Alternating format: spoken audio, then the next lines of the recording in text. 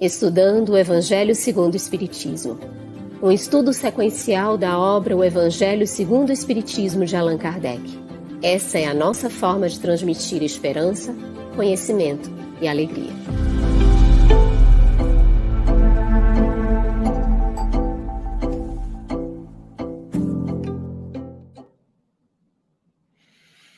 Olá, nossa saudação fraterna a você que nos acompanha de casa. Seja muito bem-vindo ao nosso estudo hoje do Evangelho segundo o Espiritismo. Luziane, satisfação imensa estarmos aqui trabalhando juntos.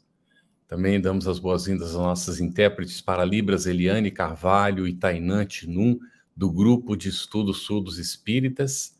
E aos nossos convidados de hoje, Simão Pedro de Lima, que é membro da Sociedade Espírita Casa do Caminho de Patrocínio, Minas Gerais, e Denise Lino, palestrante, escritora espírita, idealizadora e apresentadora do programa Literatura Espírita. Prazer em conhecer. Agradecimentos também aos nossos parceiros de transmissão. Irmãs e irmãos queridos, sejam muito bem-vindos ao nosso estudo. Uma alegria estar contigo, Carlos, nessa parceria de aprendizado. Cumprimentamos as nossas queridas intérpretes para Libra, a querida Denise Lino e o Simão Pedro, que estão aqui conosco nesta noite, e a todos vocês que estão chegando. Esse chat está muito bonito, desde as 20h16, nós temos mensagens, comentários, já temos até perguntas, e isso é muito satisfatório para todos nós, demonstra já essa união, essa comunhão em torno desse estudo. Hoje nós vamos dar continuidade ao capítulo 5º, que é o que a gente está estudando, Bem-aventurados os aflitos, e hoje a gente começa Instruções dos Espíritos, com 2 itens, bem e mal sofrer, com o Espírito Lacordaire, e o mal e o remédio, com Santo Agostinho. Então, para que a gente possa iniciar, no item 18, a gente traz a primeira pergunta ao Simão Pedro. Quando Cristo disse, bem-aventurados os aflitos, o reino dos céus lhe pertence, referiu-se a todos os que sofrem, Simão? Boa noite, mais uma vez uma alegria participar aqui com vocês desse estudo do Evangelho. Para nós sempre é uma renovação de ânimo, né, estar aqui com vocês. Então, Luziane, Carlos e hoje nossa querida amiga Denise Lino, as nossas amigas intérpretes de Libras e todas as pessoas que estão conosco aqui nesse momento, né?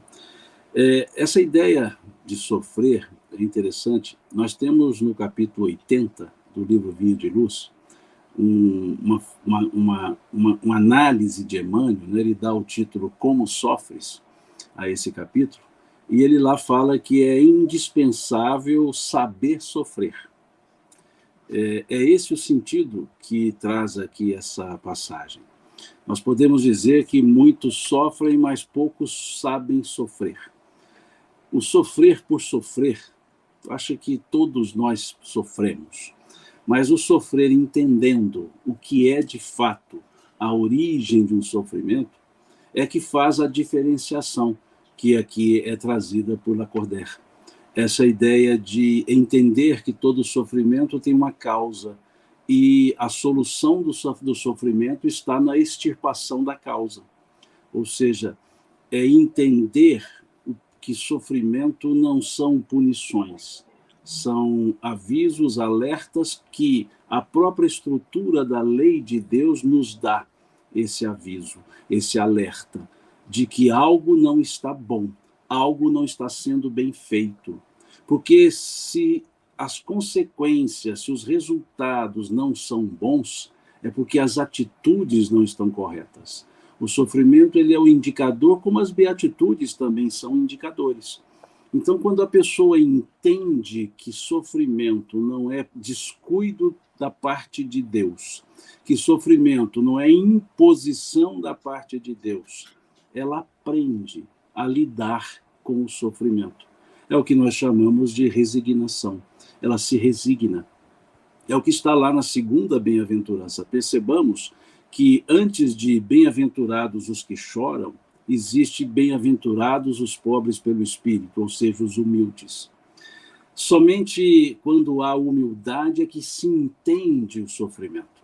Por isso, o Sermão do Monte, eu já várias vezes disse isso, as bem-aventuranças não são palavras aleatórias, elas são uma escala natural de dependência. A virtude da frente depende da existência da virtude anterior. Então, não haverá resignação se não houver humildade. Então, por quê? Se não houver humildade, haverá a lamentação, a reclamação, a transferência de responsabilidades. Mas, havendo humildade, haverá a pergunta: por que está acontecendo isso? O que eu preciso fazer para que cesse isso?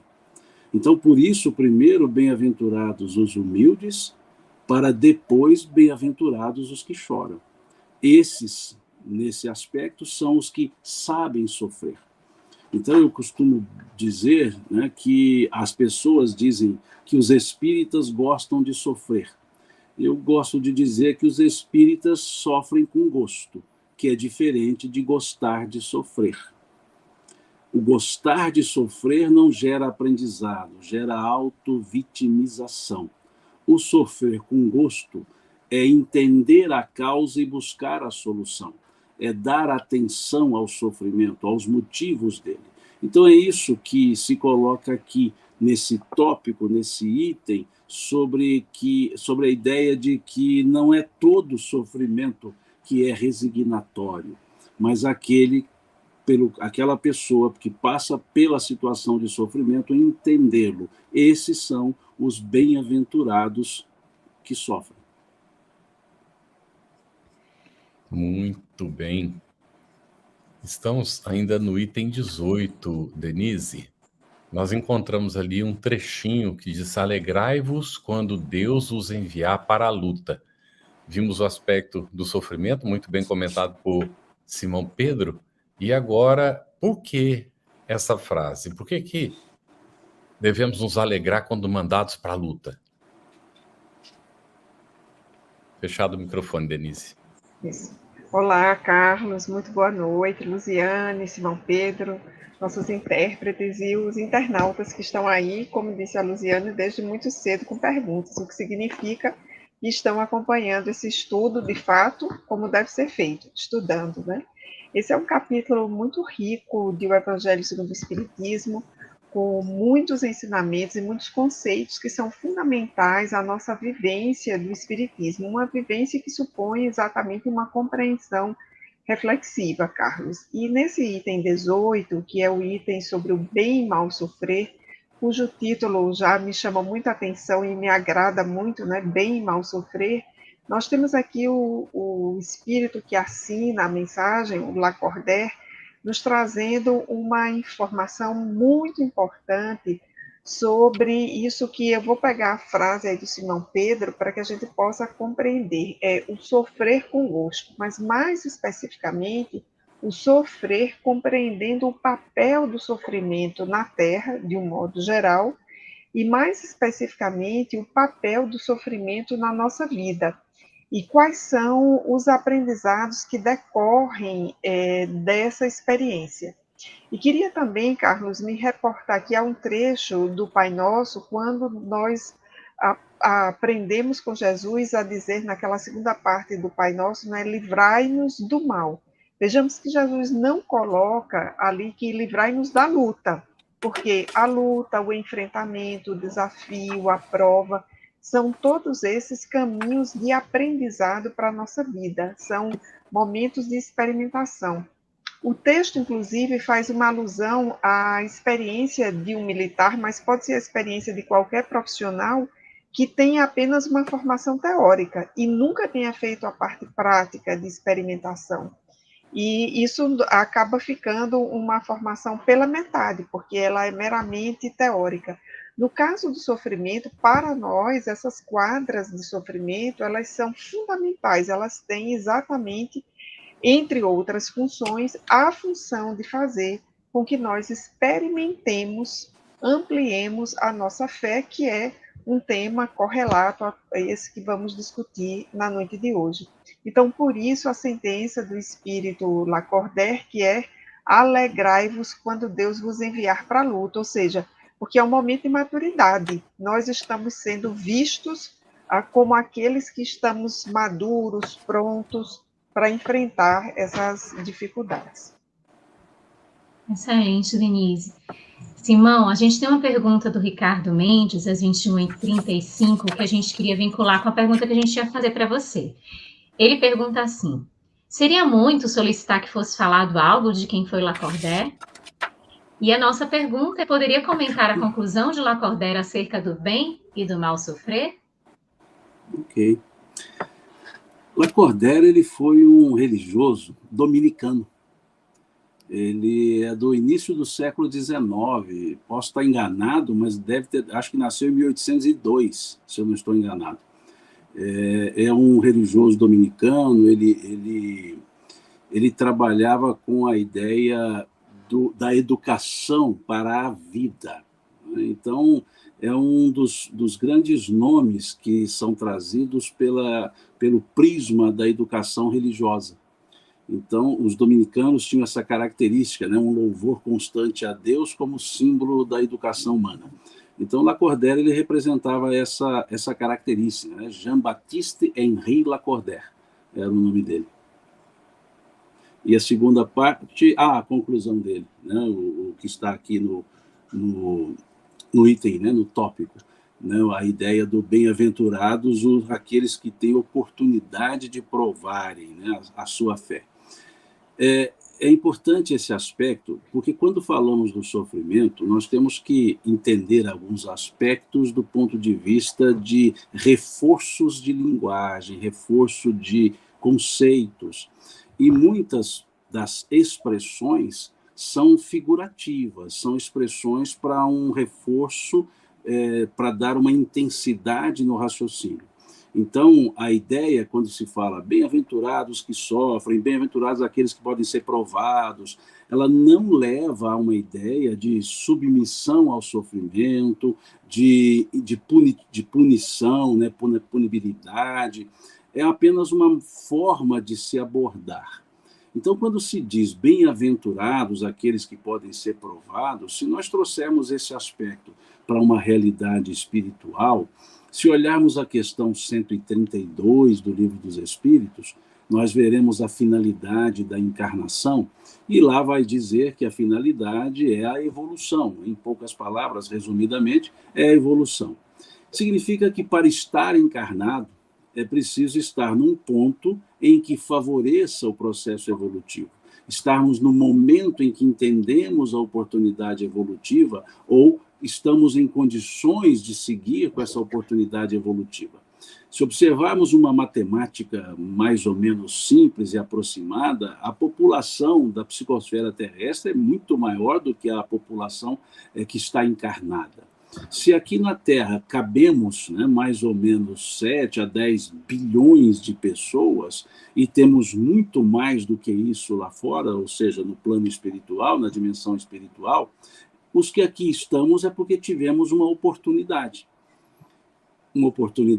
para evoluir, uma oportunidade para refazer nossos caminhos, uma oportunidade para reparar nossas ações, como está lá no item 16, né, do capítulo 7 do livro Céu e Inferno. Então, vejamos que por esse prisma, aquele sofrimento, ou aqueles sofrimentos daqui, da Terra, da encarnação, eles fazem parte da nossa oportunidade de crescimento, do nosso meio de crescimento. E bem-aventurados porque estamos aqui, em condições de fazer a reparação, em condições de redirecionar os caminhos. Nesse mesmo capítulo 5, nós temos aqui uma fala de Kardec que diz que o espírito frequentemente renasce no meio em que já viveu para estabelecer novamente as relações rompidas. Então, vejamos que oportunidade é essa, que bem-aventurança é essa, porque há bilhões que estão aguardando essa oportunidade para estar aqui na Terra. Se olharmos a questão 230 do Livro dos Espíritos, nós veremos que na erraticidade, no plano espiritual, é o termo que utilizam na questão, né? O espírito no estado errante evolui, e eles dizem em conhecimento segundo a sua vontade, mas só o contato com a matéria lhes permite exercitar o conhecimento adquirido. Vejamos a conjunção adversativa, mas somente o contato com a matéria. mostrando-nos, então, que somente aqui na Terra, nessa estrutura em que vivemos, é que temos a oportunidade de refazer os nossos atos. Então, isso é uma bem-aventurança, mesmo que seja pelo meio do sofrimento. Então, é nesse sentido que vem o aspecto da provação. Não é um sentido de imposição por Deus, de escolha por Deus, esse sofre, aquele não. Não é um jogo, não é um tirar a sorte, é uma pura consequencialidade daquilo que fazemos. Então, bem-aventurados os que estamos nessa oportunidade. E isso é um alerta. Aproveitemos essa oportunidade. Porque senão a bem-aventurança passou a ser a teoria, mas a prática nos distanciou dessa bem-aventurança. Então, que valorizemos essa oportunidade de estarmos aqui, porque é aqui que podemos refazer nossos atos anteriormente praticados, cujos efeitos não foram salutares. Muito bem, Simão. Olha, às 9h39, Francisco Roberlânio fez um comentário que eu gostaria de compartilhar. Tenho despertado o interesse pelo estudo do Espiritismo desde o início da pandemia. E uma coisa digna de elogios é que, diferentemente de qualquer outra religião, que dependem única e exclusivamente da fé. E ele segue mais embaixo, ainda às 8h39. O Espiritismo vai além e traz embasamento científico, filosófico, matemático, etc. Eu acho isso fascinante, pois cada encontro desses estudos é realmente uma aula. Então, nosso agradecimento pelos comentários, Francisco. Você e todos que estão se aproximando do Espiritismo, muito bem-vindos. Fica bem claro que o Espiritismo não tem preocupação de fazer proselitismo, portanto, não está querendo convencer vocês a serem ninguém a ser espírita. Mas sim, nós todos trabalhamos para sermos melhores e desejamos que os nossos irmãos também se aperfeiçoem. E o Espiritismo nos ajuda nesse processo. Então, muito bem-vindos ao estudo, que é essa oportunidade, como o Simão Pedro terminou de falar agora, de aprender a teoria, mas o que vai contar de fato é a vivência dessa teoria no nosso dia a dia, na relação com o nosso semelhante, enquanto encarnados aqui. Porque se não cumprirmos bem, teremos que voltar, não é? E o Simão Pedro me fez lembrar de Jesus. Aquele que quiser salvar a vida, está lá, né, no Evangelho. Esse vai perder a vida, mas aquele que renunciar à vida por amor de mim, esse a ganhará. Então a gente entende que a pessoa que cumpre bem aqui, não é, fazendo de fato a vontade divina e cumprindo a lei divina, ele não precisa repetir a experiência, portanto ganhou a existência e vai avante na sua evolução. E quando a gente vem para cá, fica perdendo tempo com bobagem, disputas e essa coisa toda, então a gente tem que refazer, porque não fez o que tinha que fazer, tem que voltar. Então perde a existência. Tá tudo no Evangelho, gente. Não é, Simão? Denise, tá tudo no Evangelho, tá ou não tá, Luziane? É só uma questão da gente saber ler, não é? Muito bom. Vamos então para Denise. Vamos entrar no item 19, Denise. Aqui é o mal e o remédio, não é? Santo Agostinho inicia essa mensagem intitulada O Mal e o Remédio com a pergunta: será a Terra um lugar de gozo, um paraíso de delícias? Que ensinamento Santo Agostinho nos traz nesse trecho que termina com a afirmativa, que é uma pergunta: e vós, que mais sofreis, considerai-vos os afortunados da terra? Carlos, essa pergunta ela é muito interessante. Esse item como um todo, né, o mal é o remédio, pelo texto em si, pelos ensinamentos, mas também pela autoria do texto, que é Santo Agostinho, que nessa ordenação do Evangelho segundo o Espiritismo já nos trouxe diversas mensagens lá no capítulo 3, né, quando vai nos apresentar a Terra como um mundo de provas e expiação. Então, lá no capítulo 3, que é o capítulo sobre as muitas moradas da casa do Pai, se não me falha a memória, o Simão Pedro pode até me corrigir, porque eu sei que ele deve saber de memória, todas as mensagens das instruções dos Espíritos são de Santo Agostinho. E é ele que nos leva, lá no capítulo 3 do Evangelho, a essa compreensão do que é estar num mundo, que é um mundo caracterizado pelo fato de que o bem ainda não existe de forma plena se colocando acima do mal, no sentido de se colocando como parte das práticas das nossas ações no dia a dia. Então, é por essa característica que Santo Agostinho, lá no capítulo 3, vai designar a Terra como um mundo de provas e expiação. E aqui no capítulo 5, nesse item 18, veja que ele vai retomar essa ideia, né, nos fazendo agora uma pergunta que nós diríamos é uma pergunta retórica. Como o capítulo 5 está depois do 3, a gente vai conseguir responder essa pergunta sem maior dificuldade. Então, será a Terra um lugar de gozo, um paraíso de delícias?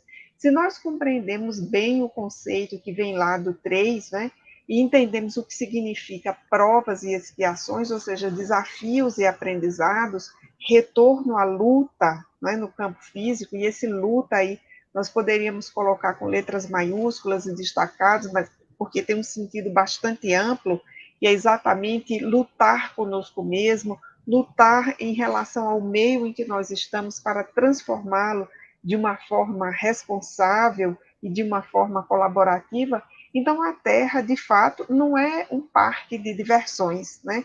A Terra não é um lugar em que nós estamos aqui para nos divertir ou para descansar. A Terra é esse espaço que a oração do Pai Nosso caracteriza muito bem, é esse espaço em que nós estamos aí numa luta e precisando nos defender do mal.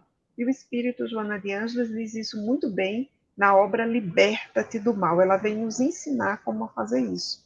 E aí, quando Santo Agostinho, ao final da sua mensagem, diz: e vós que mais sofreis, considerai-vos os afortunados da terra, ele nos traz uma outra questão retórica e uma questão reflexiva para nós verificarmos se nós nos consideramos afortunados ou infortunados, que tem uma diferença aí radical, são antônimos as duas palavras.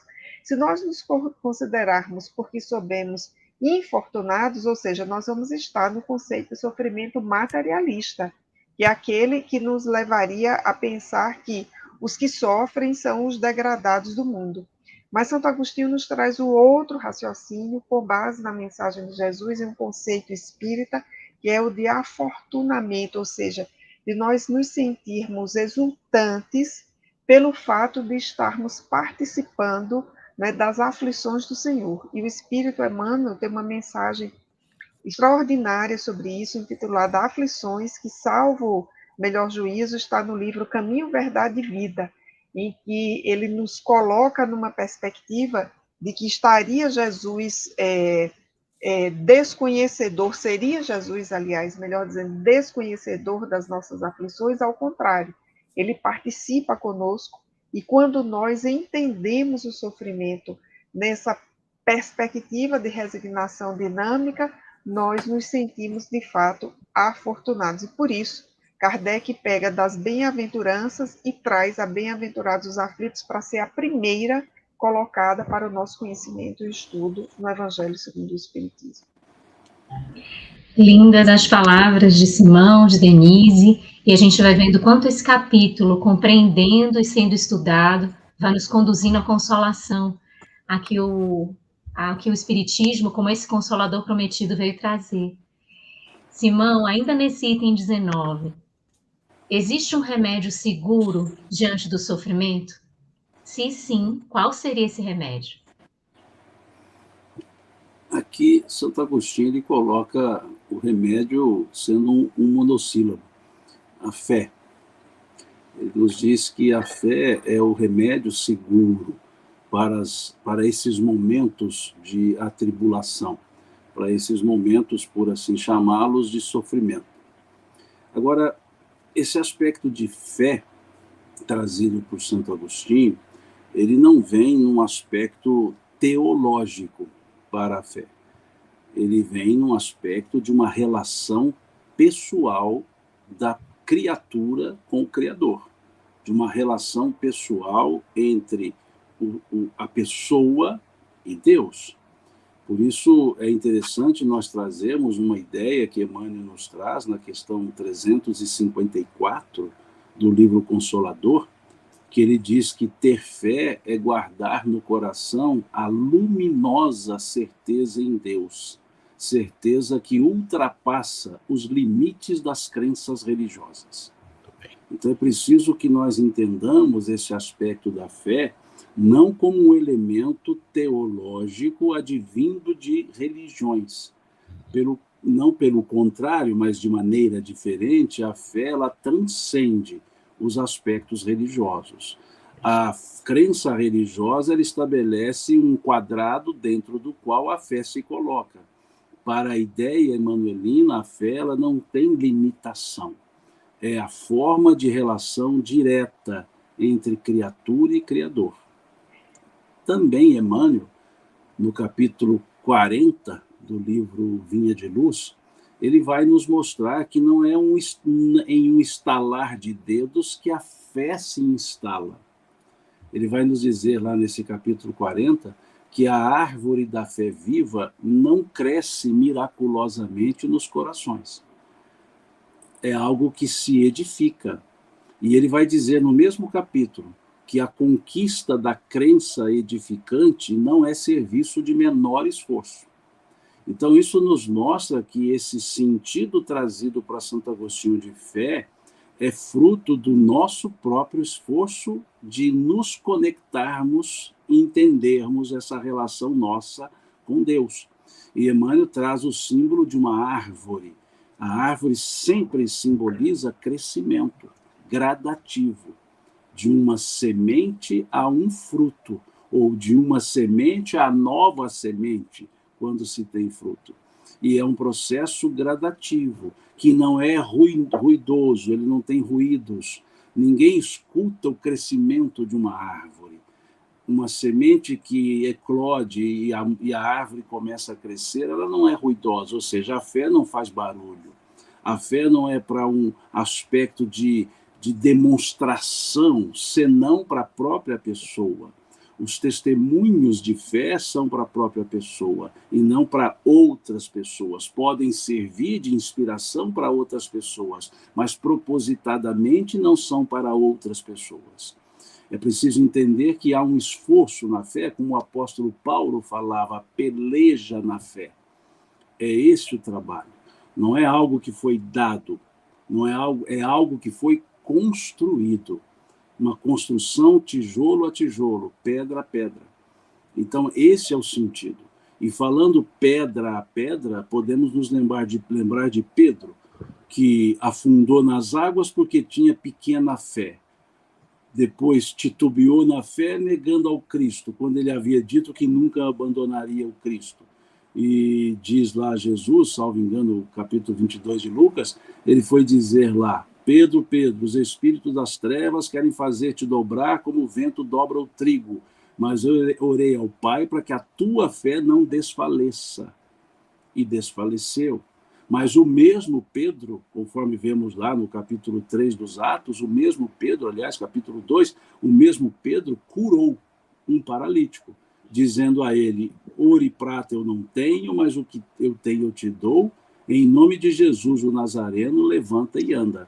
Então, o mesmo Pedro que afundou nas águas porque tinha pequena fé, robusteceu-se na fé, cresceu na fé e, com a fé, curou um paralítico.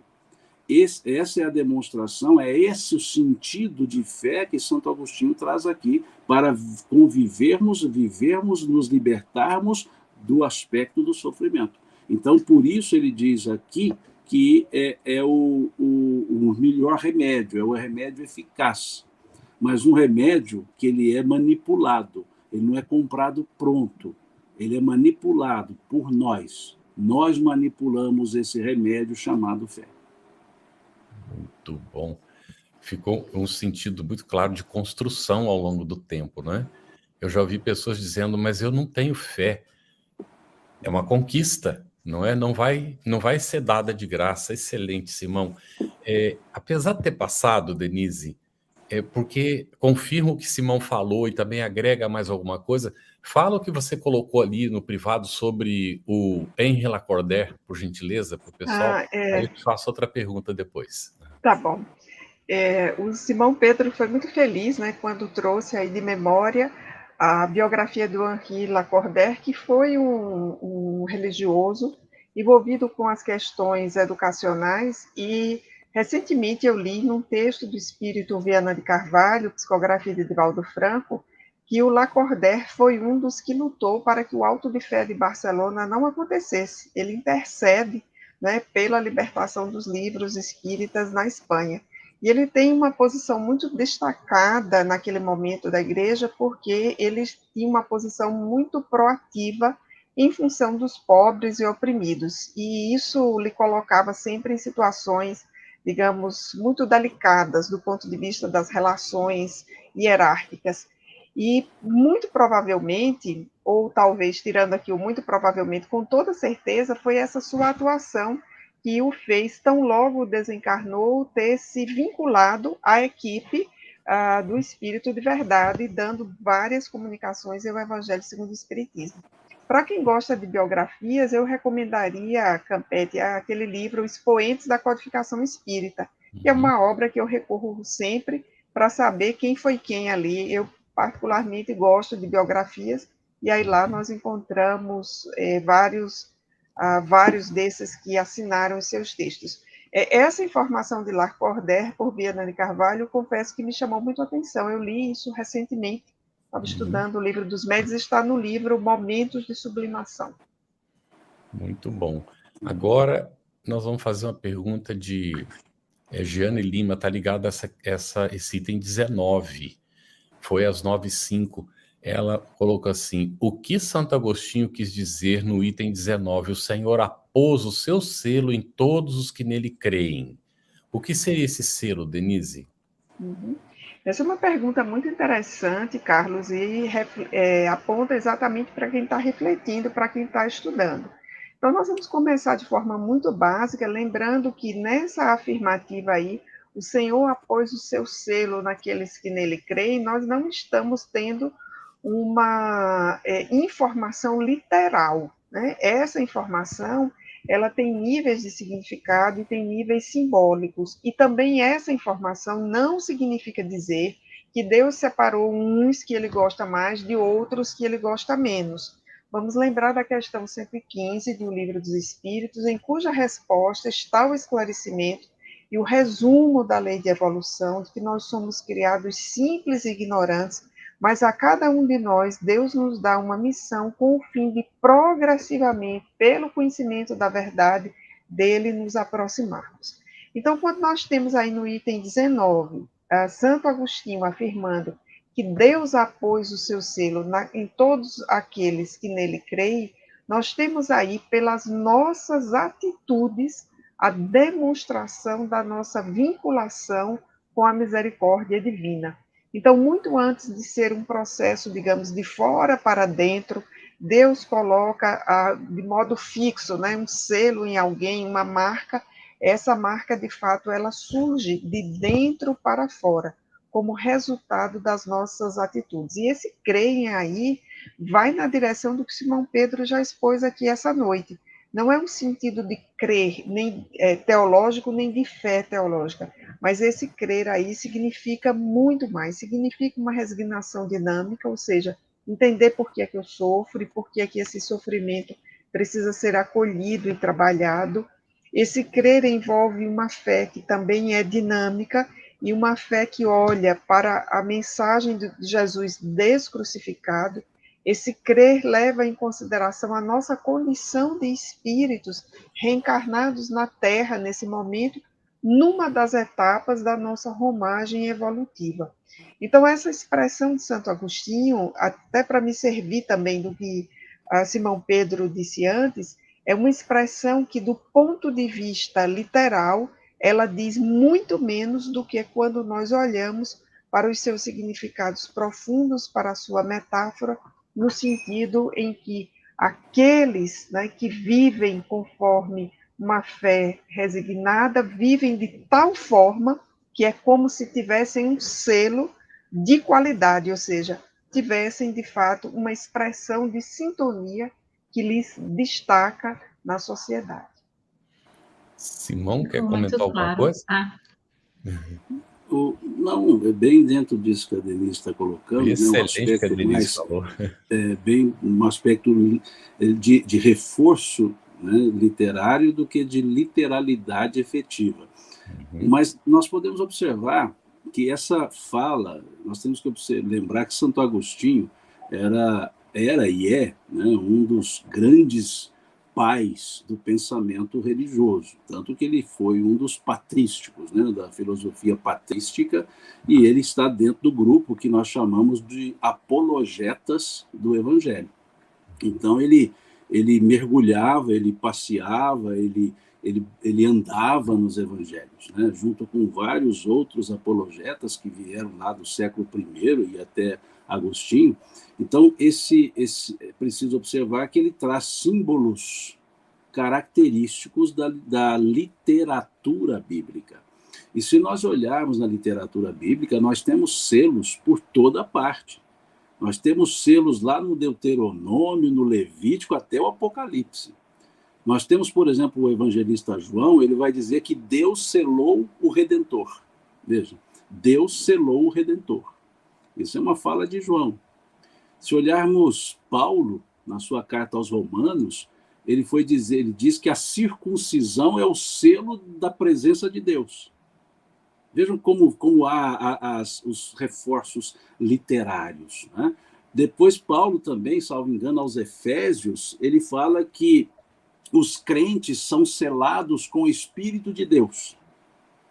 E o mesmo Paulo, na primeira carta aos Coríntios, ele fala dos convertidos. E dizem que os convertidos recebem o selo do Criador. E no Apocalipse, o que mais se tem são selos. Né? Quer dizer, o que traz essa ideia? São marcas no aspecto simbólico, é o sentido literário do aspecto da marca daquele que é o crente, ou seja, daquele que se vinculou ao Criador, né, no aspecto da fé efetiva. Então, há uma marca. E nessa frase de Santo Agostinho, nós vamos observar lá aqueles que creem. Né? A frase ela tem que ser vista com uma forma diferenciada. Deus marcou, né? O Deus, eu uso muito algumas traduções do Salvador, ele usa, em vez de colocar a posição, ele coloca a marca. Então, Deus marcou com seu selo todos aqueles que creem. Em outras palavras, todos aqueles que creem são marcados pelo selo. Não é o selo que marca o que crê, é o fato de crer que dá a condição do selo. Então, aqui é uma análise sintática da frase, ela vai nos mostrar isso. Ela cria aqui uma forma subordinativa, mas de uma forma subordinativa invertida. Ela utiliza a antítese, né? A figura de linguagem antítese, para inverter a sintase da frase. Então, aqueles que creem são selados, e não são selados os que creem, como determinante. Né? Então, aqui há uma inversão na forma de sintase da frase. Então, aqueles que creem recebem o selo, e não recebem o selo os que creem. É uma forma invertida. Muito bom, Denise, Simão, muito claro. A Jupira Ferreira, às 21h36, a Jupira também, como a Jeane, elas são participantes aqui assíduas, estão sempre trazendo comentários e perguntas. Então, às 21h36, ela coloca assim, Simão: a dor é necessária, seja física ou moral, para evoluir. O sofrimento é nossa escolha. O que você nos diz? Essa é uma frase que, de certa forma, tornou-se um chavão, né? A dor é inevitável, o sofrimento é opcional. Né? É uma frase que tornou-se assim uma referência. É justamente dentro daquilo que nós já conversamos aqui.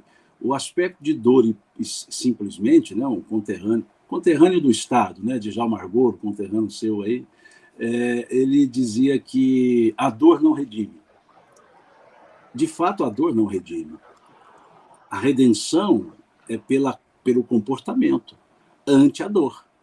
E esse comportamento pode ser assumir o sofrimento por vitimização, ou assumir o sofrimento como consequência e modificar as causas. Por isso, a ideia de sofrimento escolha, nesse sentido de vitimização. eu tenho a opção de lamentar, né? Eu tenho a condição de reagir. Se eu lamento, assumir a dor como elemento de sofrimento. Se eu reajo, não assumir a dor como elemento de sofrimento, mas como um elemento de indicação para a mudança de conduta. Então, a frase até toma um efeito filosófico muito interessante e que expressa, de fato, uma realidade, uma verdade. Excelente. Bom, agora, a Cris, às 9h38, pergunta se existe um livro espírita que ensine a desenvolver a humildade, Denise. Nós estamos estudando esse livro, né? Por excelência, o Evangelho segundo o Espiritismo. Eu diria para você, Cris, que toda a literatura espírita vai girar em torno de como nós podemos desenvolver essa virtude. Então, se você está bem focada nela, a minha sugestão é continue bastante ligada aqui ao estudo, porque o livro, por excelência, é o Evangelho segundo o Espiritismo. Você vai achar em muitos outros livros histórias, exemplos, casos vividos por encarnados e por desencarnados que podem sim ser tomados como boas exemplificações para quem está querendo treinar, que é o caso de todos nós. Precisamos treinar a humildade sempre. Temos aqui excelente, Denise. O Rui Sérgio Cunha, às 21h39, Simão, penso que a pergunta sobre a perspectiva do capítulo, né, da dor, do sofrimento, ele pergunta assim: quem pratica a doutrina do Espiritismo pode ser cremado? Pode. Pura e simples, pode. Né? Essa questão de sepultamento, cremação, isso são formas, né, de destinação daquilo que, numa linguagem mais espírita, dos despojos físicos, né? Numa linguagem mais coloquial, do corpo físico. Então, não há nenhum impedimento a isso, né? Não há nenhum impedimento. Há uma recomendação lá da década de 70, início dos anos 70, feita pelo Chico, lá inclusive no Pinga Fogo, que ele faz uma sugestão que se aguarde 72 horas para que isso aconteça. É uma sugestão dele, obviamente embasada, para que se aguarde. Não vejo, assim, proibição nessa observação que ele faz. Né? Pede que se aguarde. E se nós pensarmos com mais clareza, com aquela ideia que muitos dizem, não sei baseado em quê, mas não pode cremar que o espírito vai sentir falta do seu corpo. Bom, um sepultamento, daí a alguns meses, o corpo também não existe mais. Né? Não, mas o espírito vai sentir o calor do fogo, então ele vai sentir o sufocamento do sepultamento. Né? Essa questão não está no ato de sepultar ou de cremar, ela está no conceito que a pessoa tem de vida, da vinculação que a pessoa tem com a materialidade da vida.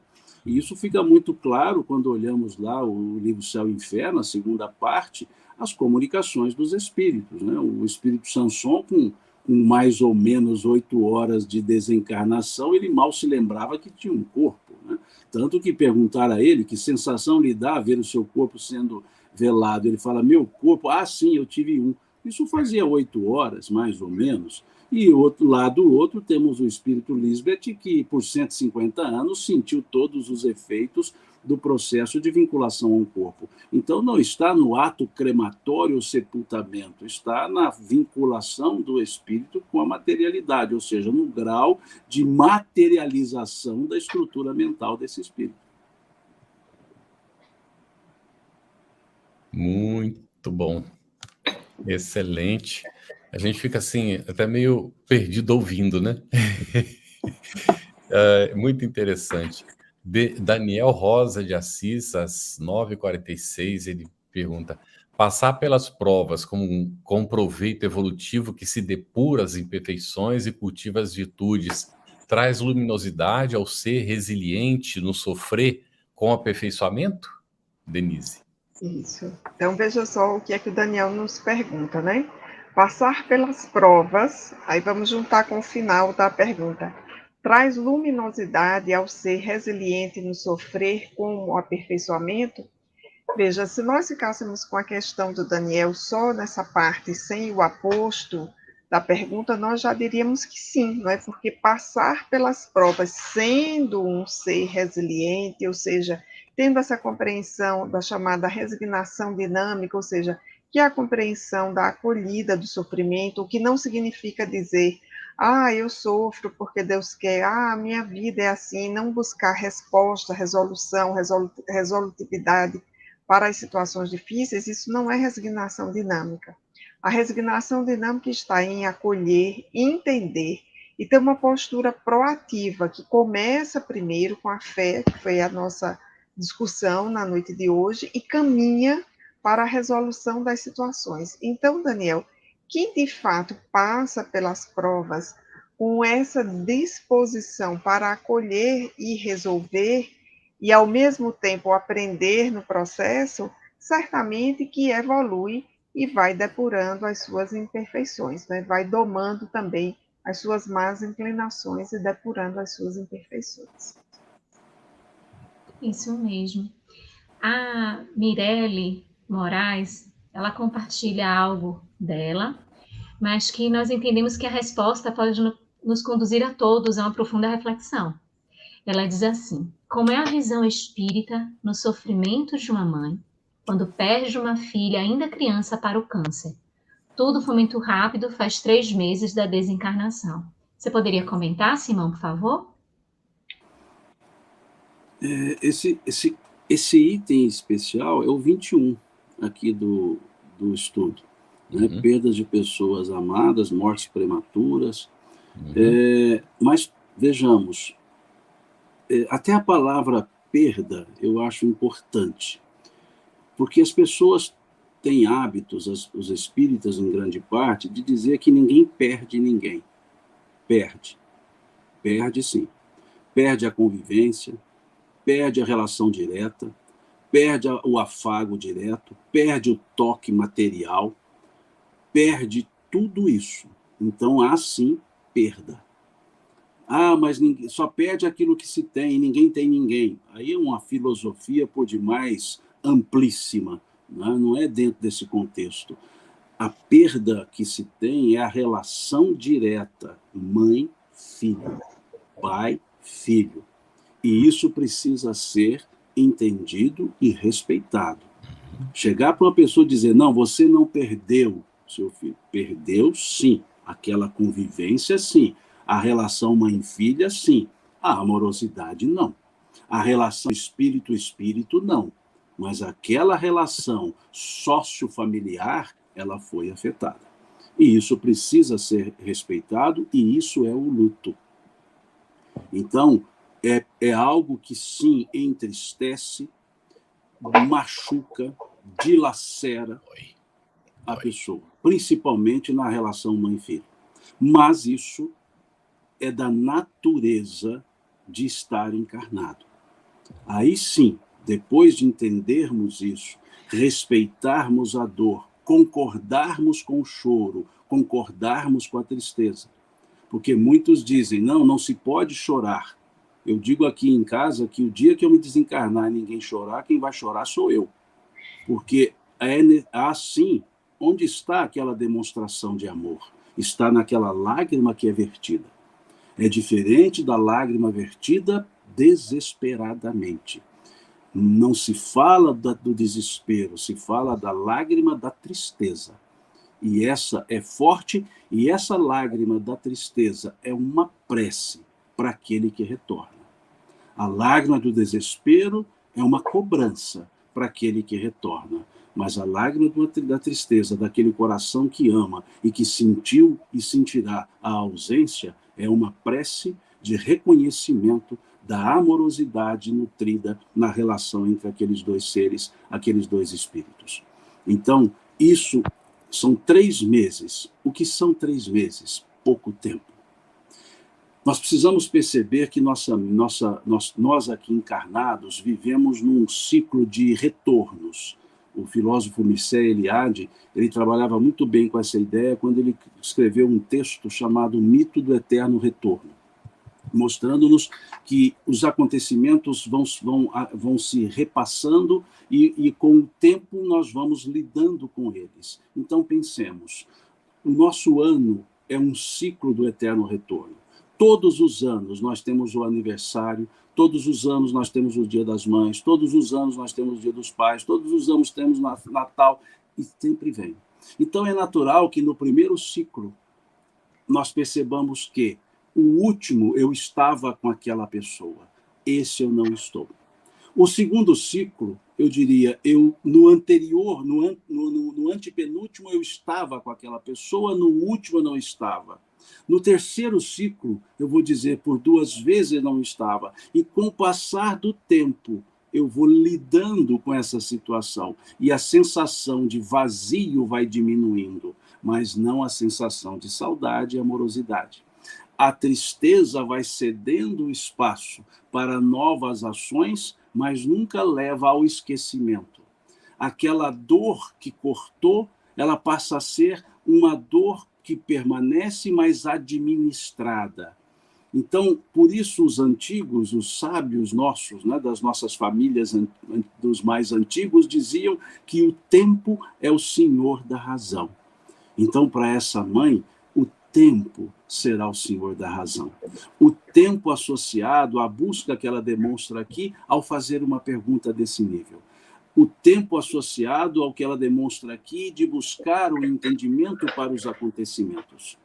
E o final do entendimento é que tudo está certo, mesmo que não nos pareça estar bem. Então deixemos o tempo, como o senhor da razão, cuidar e vamos trabalhando com o que nós devemos continuar aqui na Terra. Porque se aqui ficamos, é porque nós ainda temos o que fazer. Aquele que retornou já cumpriu o que tinha que fazer. E aí, merecidamente, voltou para a casa efetiva que nós temos, que é o mundo espiritual. E onde nos aguarda, né, Simão, para o reencontro, com toda certeza, né? Se não voltar a reencarnar, né, inclusive, na mesma família. Muito bom. Maria de Lourdes Silva. Já ouvi preces onde pede-se a Deus que aumenta a nossa fé. É válido esse pedido nessa construção da fé, como explicou brilhantemente o Simão? Denise também comentou. Denise, poderia comentar, por gentileza? Sim. Olá, Maria de Lourdes. As preces em que pedimos para aumentar a nossa fé, elas refletem muito a nossa concepção relativa à nossa vinculação com a espiritualidade, né? Reflete como nós estamos pensando, ou seja, ainda o fora para dentro. Porque aí pedir para aumentar a fé é mais ou menos como pedir para que nós fôssemos preenchidos, como se a fé fosse mais ou menos um copo com água, e aí nós colocamos a água sempre que estiver vazio, ou que se não tem nenhuma água ainda, aquele copo pode ser refletado. Quanto mais nós entendemos a compreensão espírita de fé, e isso se reflete nas nossas preces, e para quem quiser alguns modelos, o capítulo 28 desse livro que estamos estudando, o Evangelho segundo o Espiritismo, vai nos ensinar isso. Então, nós chegamos à compreensão de que não é pedir para aumentar a nossa fé, mas é pedir aos espíritos o suporte para que nós possamos atravessar com lucidez as situações. Por isso, o título do texto que lemos hoje, que é o bem e mal sofrer, para que nós possamos entender o que é o bem sofrer nas várias situações em que nós nos colocamos. A fé, de fato, é uma construção, como destacou Simão Pedro, e você diz aí na sua pergunta, assim como as demais virtudes. Nenhuma delas chegará em nós como se nós fôssemos um copo ou um jarro vazio que vai ser preenchido pelos bons espíritos de fora para dentro. Não é assim. A visão ao contrário dessa nos ajuda a pensar melhor o tema. Isso mesmo, Denise. Simão, a Janaína, às 22h11, pergunta: há certo demérito em tentar evitar ou fugir da dor? Depende do sentido que se usa aí para a palavra, ou para o verbo fugir. O evitar, sim. O fugir depende do sentido. Se esse fugir é desculpe a expressão mais aparentemente jocosa, mas se esse fugir é colocar debaixo do tapete as impurezas, não haverá solução. É um fechar de olhos para uma situação que precisaria ter resolutibilidade, e não o aspecto puro e simples de uma omissão. O evitar a dor, né, evitar o sofrimento, é uma atitude. Com as atitudes boas, os sofrimentos não ocorrerão. Né? Então, no aspecto de fuga, nesse aspecto de omissão, de tentar esconder de si mesmo a própria situação, ela não seria salutar, porque num dado momento a situação retornará. Então, é preciso que haja resolutibilidade.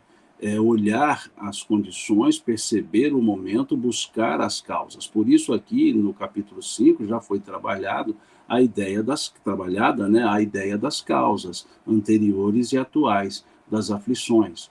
Então é preciso sempre que nós observemos o fato. Nós nunca podemos agir ou reagir, melhor dizendo, intempestivamente, fora do tempo. Tudo demanda uma observação. Até essa questão do sofrimento, o momento de lidar. Por isso o Eclesiastes, lá no capítulo 3, foi dizer sobre o tempo, né, dizendo: há tempo de chorar, há tempo de sorrir. Então é preciso observar esse momento adequado. Qual é o momento adequado? Não é um momento exterior, necessariamente. É um momento interior. É como eu estou, se eu estou robustecido para lidar com a situação. Se eu estou em condições de achar as soluções. Então, se eu não estou nesse momento, a evitação, o recuar é necessário, mas não o recuar no sentido de escamotear a situação, mas no sentido de buscar as condições. Ou seja, aqui em Minas nós dizemos pegar impulso. Então, o impulso só se pega quando dá alguns passos atrás. No sofrimento, algumas vezes, nós temos que dar alguns passos atrás para observarmos melhor o cenário, para que encontremos a forma melhor de agir. Então, por isso, tempo de chorar, tempo de sorrir, tempo de espalhar, tempo de juntar o que se espalhou. É o que traz o Eclesiastes lá a partir desse capítulo 3.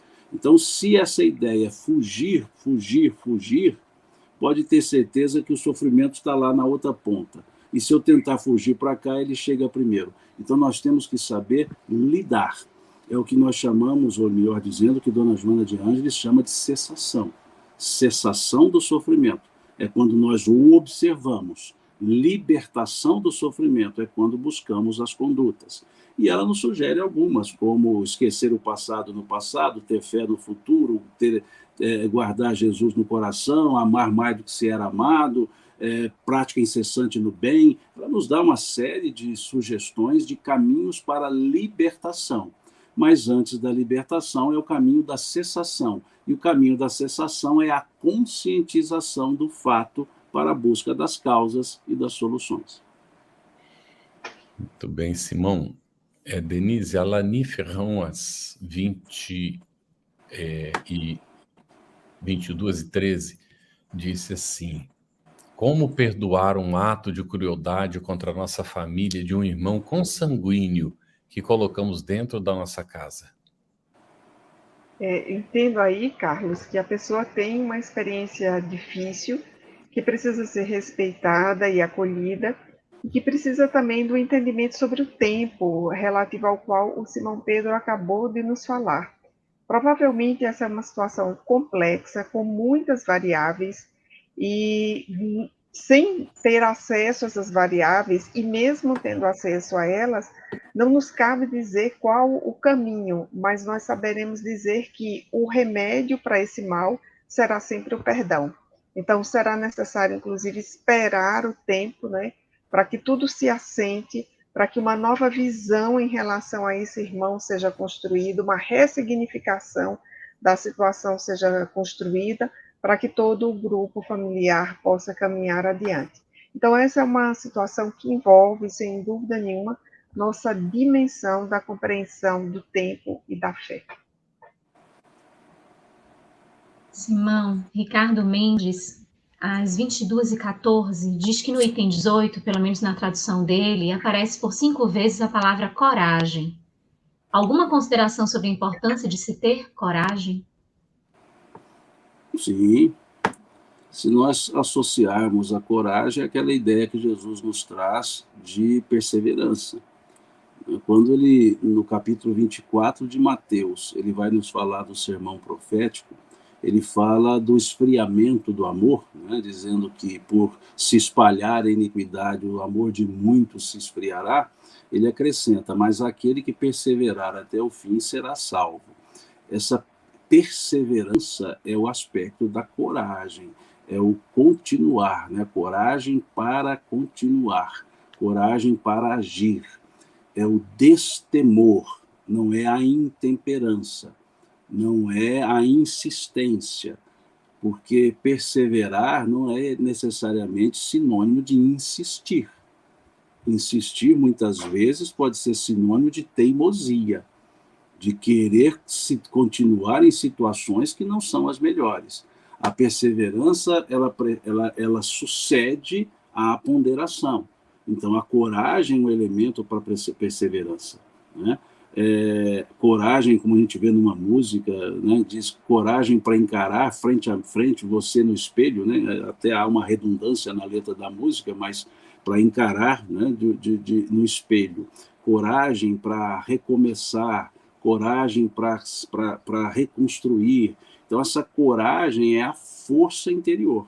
Então, sim, né, é importante se ter a coragem, mas toda pessoa corajosa é uma pessoa ponderada. A coragem de uma serpente é temperada pela docilidade das pombas, como nos falou Cristo. Sede prudentes como as serpentes e dóceis como as pombas. Então, todo corajoso, essa coragem é temperada pela docilidade. Senão ela vai para um campo do destemor desmedido, e não da coragem que advém da ponderação e da prudência. Muito bom. Às 10h23, 22h23, Denise, Lani Ferrão voltou a perguntar: como evoluir quando passamos por uma dor que dilacera nossa alma, nos faz sentir como se estivéssemos despidos de nossa pele? Lani, em primeiro lugar, eu quero lhe dizer do nosso respeito à sua dor, à situação que você atravessa, que certamente é uma situação traumática, e queria lhe dizer que essa experiência pela qual você está passando já é uma experiência evolutiva. Sentir essa dor, reconhecer, nomeá-la, falar sobre ela quando você conseguir falar, não é? Que é um dos casos aqui dessa pergunta, já é parte do seu processo evolutivo. O que eu poderia lhe sugerir nesse momento é que a vivência dessa situação não deve construir uma zona de fronteira com a revolta. Porque se houver uma zona de fronteira com a revolta, né, se houver digamos, esse espaço limítrofe entre um e outro, essa fronteira, você pode resvalar, como todos nós corremos o risco de resvalar pela revolta. Então, nesse momento, eu sugiro que você possa pensar que, em sentindo essa dor, já está evoluindo. Obrigada, Denise. E a gente tem aqui às 22h27, Ibrahim Pacheco, falando: a vida tem processos educativos, a vida tem processos que tira tudo de você, para te lembrar que você é uma semente que precisa germinar, Simão? Veja, eu não pessoalaria a vida. Eu não posso dar a ela uma questão de pessoalidade para a vida. A vida, ela não nos dá, a vida, ela não nos tira. A vida tem um efeito retributivo, ela tem um efeito devolutivo. Ela devolve o que nós damos a ela. Então, o aspecto que nós precisamos pensar é que não é tirar, é um aspecto pura e simplesmente do campo provacional. Se nós olharmos pelo prisma da doutrina espírita, nós escolhemos o gênero de provas. questão 258 do Livro dos Espíritos. Nós escolhemos o gênero, nós escolhemos os aspectos maiores da nossa existência que nos servirão de aprendizado, ou nos propiciarão aprendizado. Agora, o aprendizado sempre é nosso. O ensino já está no campo da prova. Agora nós vamos decidir se aprendemos ou não. Não há dúvida que as situações adversas nos aclaram mais rapidamente para os nossos atos, para a mudança dos nossos atos. Mas não quer dizer um tirar no aspecto coercitivo que se dá a essa expressão. A vida não tem coercitibilidade. Ela pura e simplesmente é a oportunidade. Eu estou me referindo vida aqui no sentido de estar aqui no corpo físico, né? Não no sentido amplo da palavra. Então, é uma oportunidade que, dentro das nossas escolhas de prova, teremos momentos de, digamos, de retirada e de entrega. Então, é preciso observar esse fluxo natural. Não é a vida que assim fez, fui eu que assim agi, e a consequência ocorreu.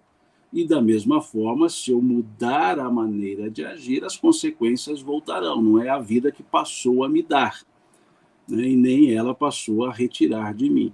Então, esse ponto na vida sempre precisa ser a própria pessoa, não o ponto egoístico, o ponto de referência.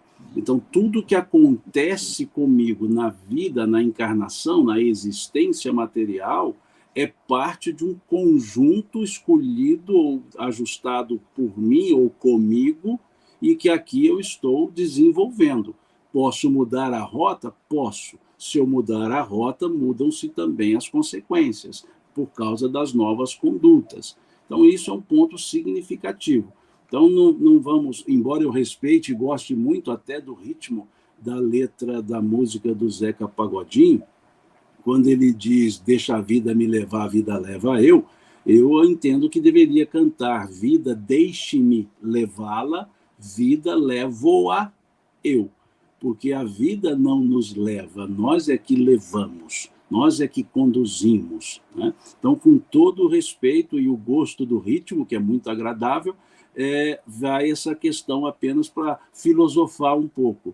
Não vamos deixar essa vida nos levar, como também cantou o grupo mineiro aqui, o Skank, né? Vou deixar a vida me levar para onde ela quiser. O ideal é dizer, eu vou levar a vida para onde eu quiser, como bem cantou Gonzaguinha, para ficar no ritmo de música. Somos nós que fazemos a vida, como der, puder ou vier, sempre desejada, por mais que esteja errada. Muito bom, Simão. Vamos então, Denise, para a nossa última pergunta. O nosso tempo está terminando. Aí do item 19. Os que ficarem sob o amparo deste remédio, que é a fé, como foi explicada por Simão, e como nós estamos comentando aqui, nesse sentido amplo da fé, não mais sofrerão esses, então? Aí vamos ver o sentido da palavra sofrer, né?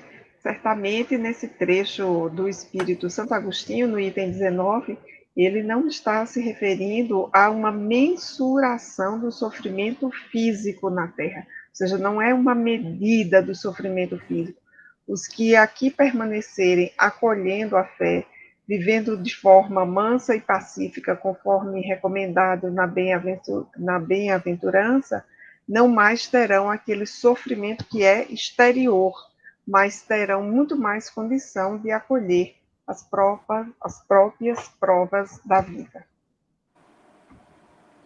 Muito obrigada, Denise. Nós gostaríamos de agradecer imensamente a Denise, ao Simão Pedro, ao Carlos por esta parceria, às meninas das Libras pela sensibilidade na interpretação, a nossa equipe que está aí nos bastidores e que compõe também esse estudo do Evangelho, e a todos vocês que deixaram aqui seus comentários, suas perguntas, que participaram ativamente desse estudo. No nosso próximo encontro, vamos dar continuidade ao capítulo 5º, Instruções dos Espíritos, e o item será Felicidade não é deste mundo. O estudo ele está disponível também em podcast, no canal FEB Podcast, no Spotify e nas demais plataformas de áudio streaming. Os nossos encontros semanais ficarão gravados e disponíveis gratuitamente. Então, divulguemos, compartilhemos, principalmente para aqueles que não puderam assistir ao vivo. Se tivermos qualquer dúvida acerca do Espiritismo, ou se gostaríamos de ficar atentos à programação do nosso estudo, podemos acessar o Telegram, @estudo_ESE_FebTV. Se você deseja encontrar todo o conteúdo do Estudando o Evangelho segundo o Espiritismo em um só lugar, acesse o site www.febtv.com.br/estudo-ESE. Lá nós encontraremos as perguntas respondidas do Telegram, os encontros, materiais de estudo, podcast e muito mais. A FEB disponibiliza 3 oportunidades de estudo das obras básicas do Espiritismo. Estudando o Livro dos Espíritos, sempre às segundas-feiras, às 20 horas. Estudando o Livro dos Médiuns, sempre às terças, também às 20 horas. E o Estudando o Evangelho segundo o Espiritismo, aqui conosco, todas as quintas, às 21h30. Apoie a FEB TV, ajude a manter este e outros estudos no ar, acessando febtv.com.br. Um abraço a todos, gratidão imensa e até o nosso próximo encontro. Estudando o Evangelho segundo o Espiritismo. Um estudo sequencial da obra O Evangelho segundo o Espiritismo de Allan Kardec. Essa é a nossa forma de transmitir esperança, conhecimento e alegria.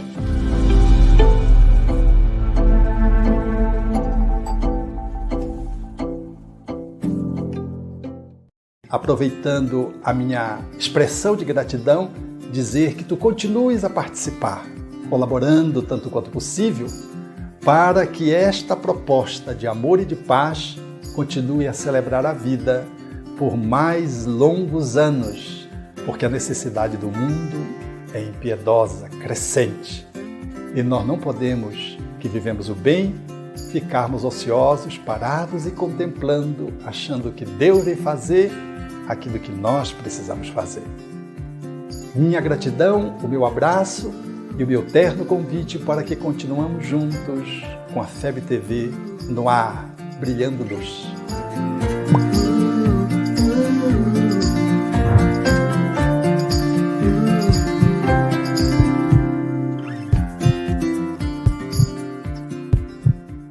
Iniciamos hoje a campanha Conheça a Federação Espírita Brasileira, que busca mostrar quem ela é. O trabalho realizado por meio desta instituição centenária, trazendo você para dentro da nossa casa. Como surgiu a Federação Espírita Brasileira? De Augusto Elias, o seu fundador, aos dias de hoje, o que ocorreu? Quem foram e quem são os vultos que fizeram e fazem parte desta história? Qual a relação de nomes como Chico Xavier, Bezerra de Menezes, Ivone Pereira com esta instituição? Qual a sua missão? Como ela atua na formação do homem de bem? Apresentaremos a Federação Espírita Brasileira em formato dinâmico com vídeos, depoimentos, postagens históricas, áudios. Conheça e faça parte desta família.